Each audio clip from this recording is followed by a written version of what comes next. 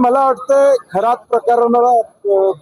प्रकरण वेगळ्या पद्धतीने हाताळलं गेलं पाहिजे। याची गृह खात्याला माहिती 3 महिन्यापूर्वी होती अशी आमची माहिती आहे। मग 3 महिने ही माहिती का थांबवली होती?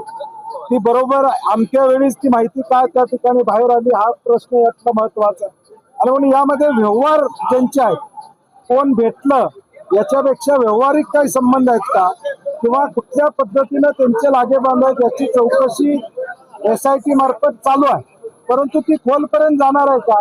कारण की फक्त खरातांच्या पर्यंत राहून बाकीच्यांना अभय या ठिकाणी मिळणार आहे का हा प्रश्न महत्वाचा। आणि खरात सारखी प्रवृत्ती या महाराष्ट्रामध्ये निर्माण होता कामा नये यासाठी आत्ता कारवाई ही तातडीनं आणि लवकरात लवकर होणं महाराष्ट्रातल्या महिलांसाठी आणि महाराष्ट्रातल्या जनतेसाठी महत्वाचं। मला वाटतं जे आरोप होत आहेत ही माहिती वेगवेगळ्या माध्यमातून अंजली दमाने पर्यंतच कशी पोहोचते हा एक महत्वाचा प्रश्न। ठीक आहे, काय हरकत नाही, निदान ती पोहोचते आणि लोकांच्या पर्यंत येते।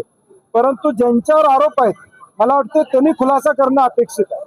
आज दीपक केसरकरांच्यावर आरोप झाला असेल तर त्यांनी पुढे होऊन त्याचा खुलासा केला पाहिजे, समोर माध्यमांच्या समोर आलं पाहिजे, रुपालीताईंनी समोर माध्यमाच्या आलं पाहिजे आणि सांगितलं पाहिजे जे काय होते संबंध तर होते म्हणून सांगितलं पाहिजे। आता कागदावर दिसायला लागले, बँक अकाउंट मध्ये पैसे ट्रान्सफर झालेले दिसतात, आता याच्यापेक्षा आणि काय पुरावा पाहिजे?